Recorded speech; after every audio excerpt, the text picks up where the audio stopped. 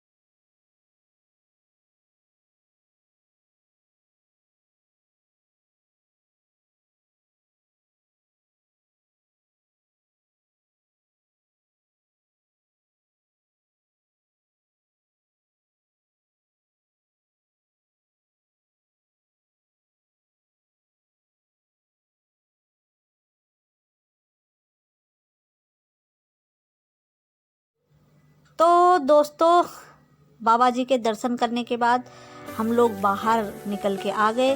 तो बाहर निकलने के बाद आपको सामने ये बड़ा सा पानी का कुंड दिखाई दे रहा होगा। तो चलिए बताती हूँ मैं इस गुरुद्वारे का छोटा सा एक इतिहास छोटे से शब्दों में। तो कहा जाता है कि आज से 400 या 500 साल पहले दिल्ली में जो ये आप कुंड देख रहे हैं, ये कुंड नहीं, एक सरोवर हुआ करता था राजा का। और उस राजा का नाम था जय सिंह। और वो राजा हुआ करते थे जयपुर के, लेकिन उन्होंने अपना महल यहाँ भी बनाया था। तो 1700 या 1600 ईस्वी में जब मुग़ल साम्राज्य ख़त्म हो रहा था, तो हिंदू जितने भी थे राजा, वो सब अपना साम्राज्य फैला रहे थे फिर से। तो ये महल जो आप देख रहे हैं, ये गुरुद्वारा जो है, उस टाइम पे जय सिंह राजा का महल यानी कि बंगला हुआ करता था। तो उनके नाम से बंगला साहिब करके ये फेमस था, उनका बंगला हुआ करता था। और सामने जो आप ये कुंड देख रहे हैं, इसमें मछलियाँ भी हैं। तो ये उस राजा का सरोवर हुआ करता था। कम से कम ये एरिया 12-13 एकड़ की भूमि में ये फैला हुआ है। शायद मुझे जहाँ तक मेरा अनुमान है, इतना बड़ा ये है। अब महल था तो इतना बड़ा तो हो गई। तो उस राजा के टाइम पे यहाँ पे दिल्ली में बहुत ज़्यादा महामारी फैल गई थी, यानी कि जैसे कोविड आया वैसे ही यहाँ एक प्रकार का दिल्ली में हैजा और चेचक नाम की बहुत बड़ी महामारी आ गई, जिससे दिल्ली के लोग बहुत परेशान थे और बीमार होने लगे, बहुत लोगों की अकाल मृत्यु होने लगी। और उसी टाइम पे पंजाब के कीरत नाम जगह में एक छोटे से बालक यानी 5 साल के संत का जन्म हुआ, जो कि सिख धर्म के 8वें गुरु माने जाते, जिनका नाम है श्री हरकृष्ण। तो वो बहुत ही चमत्कारी थे, उनकी ख्याति सब जगह फैली हुई थी, उनके चमत्कारों से बहुत मतलब लोग प्रभावित थे। तो राजा ने शायद उनको अपने यहाँ आने के लिए आमंत्रित किया, शायद वो यहाँ दिल्ली आए हुए थे। तो उस समय राजा ने उनसे कहा, जो इस बंगले के राजा थे महल के, कि बाल संत महाराज जी आप मेरे यहाँ ठहरे। तो उन्होंने उनका आतिथ्य स्वीकार किया और इस महल में रुकने का मतलब इंतज़ाम किया। जब वो यहाँ रुके तो उन्होंने देखा कि भाई दिल्ली में तो बहुत गड़बड़ चल रही है, यहाँ लोग बीमारी से ग्रस्त हैं, पीड़ित हैं। तो जो बाल संत थे कृष्ण जी, उन्होंने सीधे आते ही जो ये आप जल कुंड देख रहे हैं, इस पे अपने पाँव डाले, ये जो कुंड आप देख रहे हैं जल का, और जैसे ही अपने नन्हे से पाँव इस जल कुंड में डाले, मतलब इस सरोवर में डाले जो राजा का सरोवर है, तो ये जल एकदम पवित्र हो गया। और इस जल से जो है सारे दिल्ली के लोगों ने स्नान किया, पिया भी, और इस जल को पीने मात्र से ही यहाँ के लोगों की बीमारी दूर हो गई। और कहा जाता है कि बहुत सारे लोग अकाल मृत्यु से बच गए। और इस चमत्कार को देख के राजा जयसिंह बड़े प्रभावित हुए, तो उन्होंने कहा कि आप यहीं पे रुको। तो वो बाल संत जो थे हरकृष्ण जी, वो यहीं बहुत टाइम तक रुके, लेकिन इलाज करते करते वो खुद ही जो है इस बीमारी से ग्रस्त हो गए और 7 या 8 साल की उम्र में उनका यहीं इस महल में निधन हो गया। जब उनका निधन हो गया तो राजा बड़ा दुखी हुआ। राजा ने फिर सिख धर्म के जितने भी अनुयायी थे, उन्होंने कहा कि भाई वो संत तो बहुत चमत्कारी थे, बाल संत हरकृष्ण जी, तो मैं चाहता हूँ कि मेरा ये पूरा महल उनको दान देना चाहता हूँ, और आप इस पे अपनी उनकी याद का कुछ भी बनाएं। तो सिख धर्म के जितने भी अनुयायी और मतलब जो भी गुरु थे, उन्होंने राजा की बात मान ली, और यहाँ पे कृष्ण जी के नाम पर, हरकृष्ण जी के नाम पर गुरुद्वारा बना दिया। अभी भी आप इसकी बनावट देखेंगे तो 30% या 20% ये महल की तरह दिखता है, और ये सरोवर उस राजा का ही हुआ करता था। तो अब ये इसीलिए गुरुद्वारा बंगला साहिब नाम से ये गुरुद्वारा बहुत प्रसिद्ध है। आज भी लोग इस कुंड के जल को पीते हैं, यहाँ स्नान करते हैं, और मानते हैं सिख धर्म के लोग कि यहाँ के जल को पीने से बहुत सारी बीमारियाँ ठीक होती हैं, और सिख धर्म के लिए ये बहुत बड़ा आस्था का केंद्र है। तो बहुत सुकून आपको यहाँ पर मिलेगा। जब भी आप दिल्ली आएँ तो ज़रूर इस गुरुद्वारे में आएँ। और प्रतिदिन यहाँ लंगर लगता है, यानी कि भंडारा लगता है, लोग यहाँ दान पुण्य करके जाते हैं। और बहुत ही खूबसूरत ये संगमरमर का, सफ़ेद संगमरमर से ये बना हुआ है। बहुत दूर दूर से लोग यहाँ आते हैं, और मैं तो हमेशा आते रहती हूँ जब भी मौका मिलता है। और ये सरोवर वही सरोवर है जहाँ श्री हरकृष्ण जी ने अपने नन्हे से पाँव डाले थे, और उनके पाँव से जल पवित्र हो गया था, ये कहा जाता है। बड़े चमत्कारी थे, जैसे आजकल प्रेमानंद महाराज जी हैं हमारे। तो दोस्तों, मेरा चैनल कैसा लगा, मेरा वीडियो कैसा लगा, लाइक शेयर एंड सब्सक्राइब करें। मिलते हैं अगले वीडियो में। तो तब तक हम चलते हैं भंडारा खाने, क्योंकि हम लोग आए थे 2-3 बजे, तो बिना भंडारा खाए तो हम जाएंगे नहीं।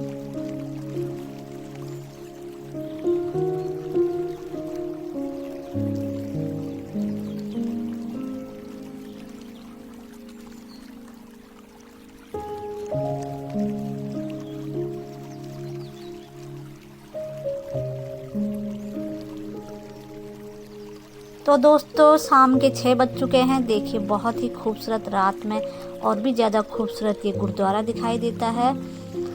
तो हम लोगों ने बहुत ही मतलब सुकून और आनंद जिसे कहेंगे, आध्यात्म की जो होती है ना, दिल को सुकून मिलता है, वो यहाँ पे आपको परम आनंद यहाँ मिलेगा। तो कड़ा प्रसाद भी हमने ले लिया था, और पूरा चक्कर वक्कर मार के हम लोग भंडारे की तरफ जाने की तैयारी कर रहे थे। और सामने से जो जल कुंड का पानी है वो भी हम लोगों ने पी लिया था।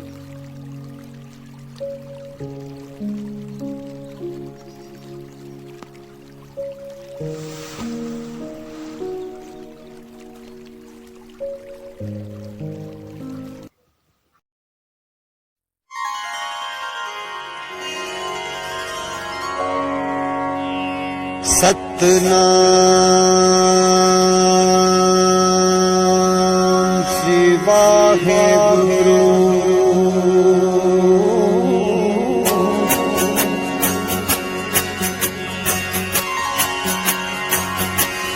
तू प्रभु दाता दान मत पूरा, हम थारे भिखारी जियो।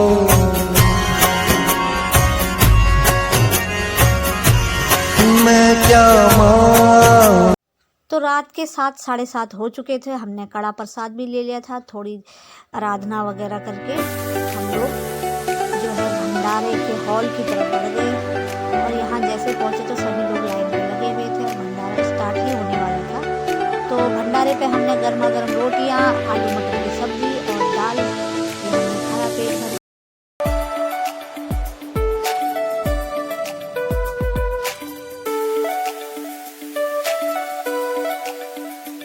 उसके बाद हमने यहाँ पे जयकारे भी किए, थोड़ी अरदास भी की, 10-15 मिनट कीर्तन भी किए। उसके बाद हमने उबर कैब वगैरह बुक करके हम घर को निकल पड़े। तो बहुत ही अच्छा लगा हमें यहाँ पे आके, बहुत ही सुकून मिलता है। तो जब भी अपने मतलब पढ़ाई के टाइम पे यहाँ आते रहते हैं और भंडारा वगैरह खाते हैं, सेवा भी लगाते हैं। सेवा लाइए तो पूरी तो नहीं, मतलब कि यहाँ पे जितना भी आपसे सहयोग करेंगे तो झाड़ू, कभी रोटियाँ सेकना, कभी बर्तन, ये सब जब भी मुझे मौका मिलता है तो मैं करती हूँ। देखिए रात को कितना सुंदर ये महल यानी कि ये गुरुद्वारा बंगला साहिब दिखता। जाने का मन ही नहीं कर रहा था, लेकिन क्या करें, जाना तो है। बहुत ही सुकून मिल रहा था। तो हम आए थे इधर से और निकल गए इधर से। तो हमारी कैब भी आ गई थी, तो हम तीनों बैठे कैब में और चलते रहे घर को। मैं क्या मांगू कुछ फिर न रहा, हर दीजे नाम प्यारी जियो। तू प्रभु दान सतनाम श्री वाहेगुरु।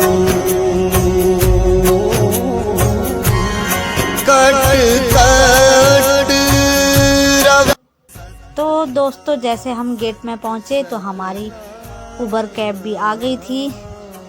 काफ़ी टाइम थोड़ा लग गया था आने में क्योंकि जाम बहुत था। तो जैसे हम कैब में बैठे उसके बाद फिर हम घर को निकल पड़े। और ठंड भी दिल्ली में काफ़ी बढ़ गई है अब तो अपना ध्यान रखें, ठंड से बचे रहें, बाहर ज़्यादा नहीं निकलें। तो भैया अब घर जाके खाना तो बनाना नहीं पड़ेगा क्योंकि हम भंडारा करके आए थे, खा के आए थे और लेके भी आए थे। तो चलिए दोस्तों मिलते हैं अगले ब्लॉग में। मैं नई ब्लॉगर बनी हूँ, कैसा आपको लगा कमेंट बॉक्स में ज़रूर बताएं। Please please please.